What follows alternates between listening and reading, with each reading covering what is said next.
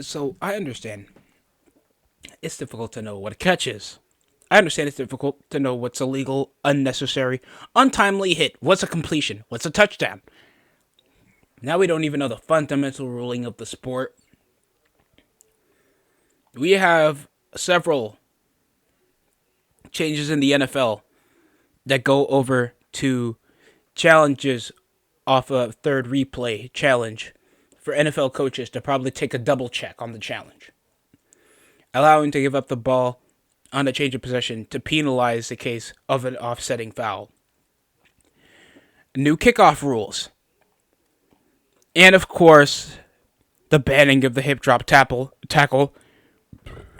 where it fundamentally looks like a majority of tackles are going to be either reviewed or called over penalization. Where it says, and this is over the owner's vote unanimously to penalize tacklers which players wrap around the waist, throw down the body weight to the ground on top of the ball carrier's legs from the official rulebook. It is a foul if a player uses the following techniques to bring down the runner. Grab the runner from with both hands wrapping around with both arms, unweighted itself, swivels around.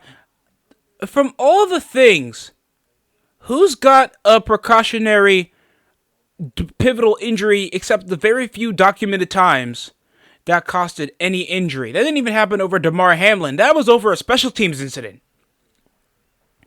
It's always unprecedented times for nearly every sport that a player gets injured. And you gotta go over probably the most safer tackling techniques. That's a wrap up around the weight to make the ball carrier lose balance, so it doesn't cover any more ground. And majority of the time, it's like a takedown the police use.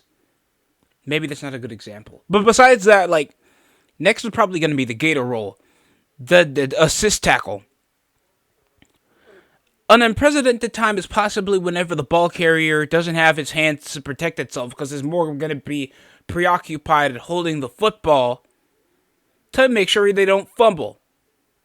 And rarely, even though the player's wearing a helmet, they won't even end up with a head injury at the end of it.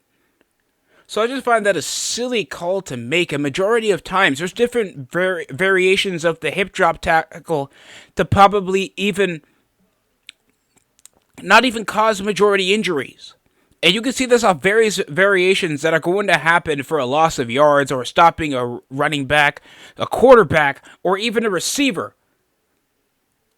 In majority of the time, we don't even want to hit above the shoulders. So what's going to be the attempt to even not injure around the waist or grab around the pads? And if that's the case, get more pad rulings up. Because to wrap around the shoulder pads,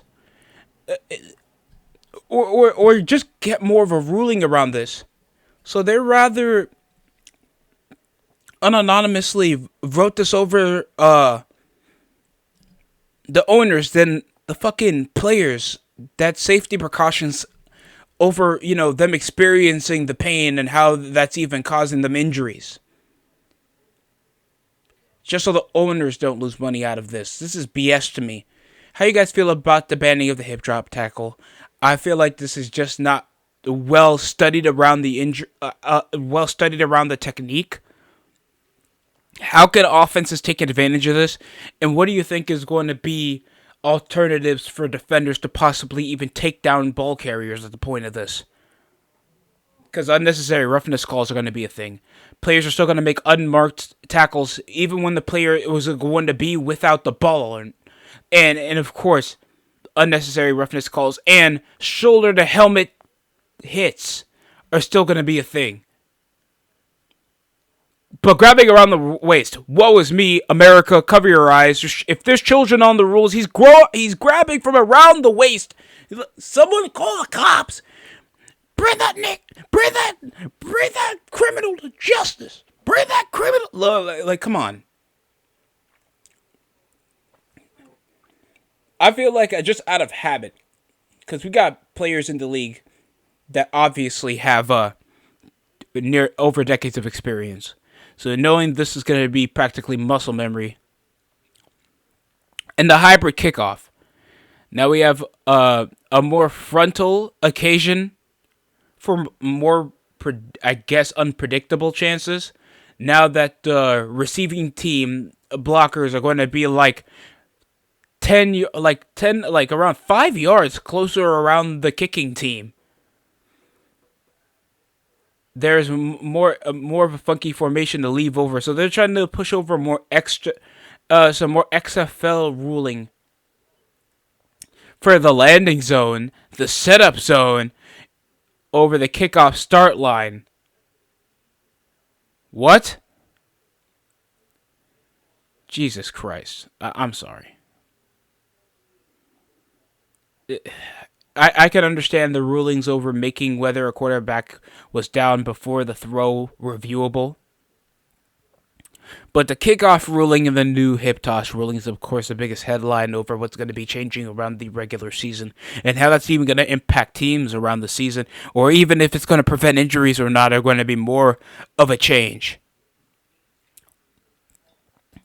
So tell me how you guys feel down below in the comment section. That's it for me here on the DST show.